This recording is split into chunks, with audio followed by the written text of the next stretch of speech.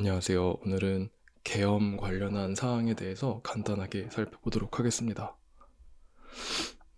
사실 여러 가지로 언론에서는 말이 많았고 또 실제로 정치적으로는 굉장히 큰일이긴 했지만 금융시장 관점에서 특히 주식이나 환율에서는 아주 큰 위험은 없었다고 볼 수 있습니다.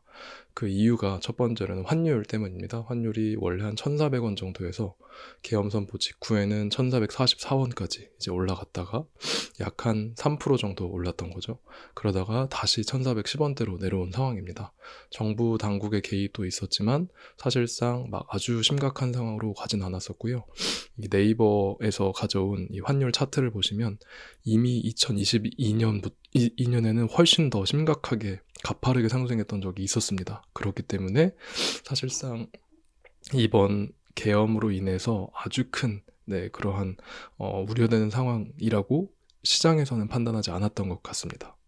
두 번째로 코스피를 한번 보더라도 코스피도 이제 12월 4일이죠. 4일에 1.44%가 빠졌고 5일 어제는 0.9%가 빠졌었습니다. 거래 대금이 좀 늘긴 했지만 그렇게 유의미하게 늘진 않았고요. 그렇기 때문에 이미 이전에 저희가 11월 말에도 이것보다 더 빠진 적도 있었고 예전에 이제 해외에서 충격이 왔을 때도 훨씬 더 심각했었습니다. 오른쪽 차트를 보시면 그게 더 나타나는데요. 이제 기존에 약 한 6개월 전에 보시면 훨씬 더 하락했던 적이 있었고 지금도 이미 2,900선을 찍고 하락을 하고 있었던 추세였습니다. 차트로 보더라도 이 계엄으로 인해서 굉장히 큰 파장이 나타나지는 않는다는 것을 볼 수가 있습니다.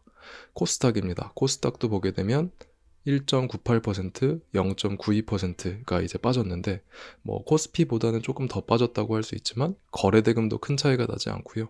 그래서 크게 저희가 생각하기에는 아주 큰 영향이 있진 않았다라고 말씀을 드릴 수가 있습니다. 코스피는 여기 보시면 이미 훨씬 더 많이 빠진 적이 있기 때문에 사실상 금융시장 관점에서는 충격은 크지 않았다. 하지만 언론에서는 굉장히 이제 심각하게 받아들이고 있습니다. 당연히 이해하고요. 계엄 후에 이틀간 7천억을 털었다, 외인들이. 그래서 코스피 시총도 2천조가 붕괴됐다. 이미 붕괴가 되기도 했었고, 또 이제 계속해서 외국인들은 지금 매도를 하고 있기 때문에 이제 그게 어떤 대세의 흐름을 지장을 주는 것은 아니고요. 금융 빅4, 즉 이제 은행주들이 많이 빠졌다고 하는데 여기는 밸류업 관련주들입니다. 은행이나 통신주들이 많이 올랐었는데 이제 그만큼 이 부분에 대한 기대감이 좀 낮아졌다라고 생각은 할 수 있습니다. 하지만 이걸 저희가 비교해 봐야 될 것은 과거 계엄 시와 이제 비교를 해봐야 됩니다. 과거에도 이제 70년대 후반 그리고 80년대에도 계엄이 이제 선포가 된 적이 있었는데요. 옛날 자료이고 그때는 우리나라 한국 증시가 훨씬 더 취약했었다고 생각은 하지만 그때는 마이너스 8%, 마이너스 17%, 마이너스 8% 이렇게까지 쭉 하락을 했었습니다. 그렇기 때문에 과연 이번에 하락이 계속해서 이어질 것인가? 그 정도로 이어질 것인가를 한번 봐야 되고 그것이 아니라면 다음 스텝에 대해서 생각해 보는 것이 굉장히 중요하다고 생각합니다. 제가 이제 계엄 이후 증시 시나리오에 대해서 두 가지로 나눠서 보려고 합니다. 우선 오늘은 이 대통령 탄핵, 굉장히 말하기 조심스러운 부분이긴 하지만 탄핵이 될 경우 어떻게 될 것인가에 대해서 생각을 해보면 대부분의 예상은 국정 장악력이 약화된다. 그래서 시장 신뢰가 하락한다. 그래서 기업도 관망세, 즉 이제 어떻게 우리가 할 것인지에 대해서 방향을 못 정하기 때문에 그래서 지금 정부에서 하고 있는 밸류업 정책이 유야무야 된다. 그리고 한국 증시는 더욱더 매력을 잃고 하락할 것이다 라고 대부분 예상을 합니다.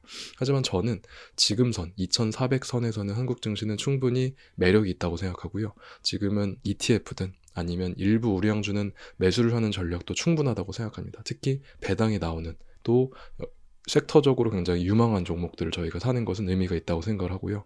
그 이유는 저는 이러한 탄핵이 되고 또 정치적으로 불안하기 때문에 그렇기 때문에 밸류업이 더 유일한 대안이 된다고 생각합니다. 외교적으로 지금 미국에서도 국무부에서도 공식적으로 논평을 냈고요. 이제 동맹에는 균열이 가진 않지만 이제 그런 것에 대해서 실망감을 표한 것이 있고요.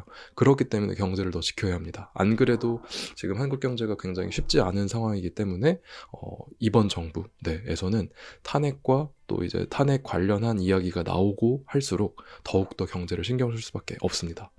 법적으로도 사실 상법 개정안이 요새 이슈가 많습니다. 상법을 개정해야 한다는 것이 야당이고요.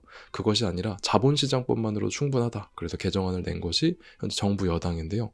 야당에서 준비하고 있는 거버넌스 개선, 이제 주주충실 의무 등 관련한 것들이 탄력을 받아서 더욱더 밸류업에 저는 더 좋은 영향이 있을 것이라고 생각합니다. 그래서 그것이 정치적으로도 야당에서 강력한 힘, 이제 자신들이 전국을 이끌어나갈 수 있는 드라이버가 될 수 있기 때문에 저는 그것의 가능성을 굉장히 높게 보고 있습니다. 그 각각의 근거를 간단하게 살펴보겠습니다. 말씀드린 것처럼 24년 3분기 경쟁 성장률이 0.1%입니다. 이제 정말 저성장에 접어들었다고 볼 수가 있고요. 또 미국도 트럼프 이후에 어떻게 정책이 바뀔지 모르기 때문에 수출에 타격을 받을 수도 있습니다. 특히나 반도체, 자동차, 석유화학 등 이 굉장히 타격이 심할 예정이고요.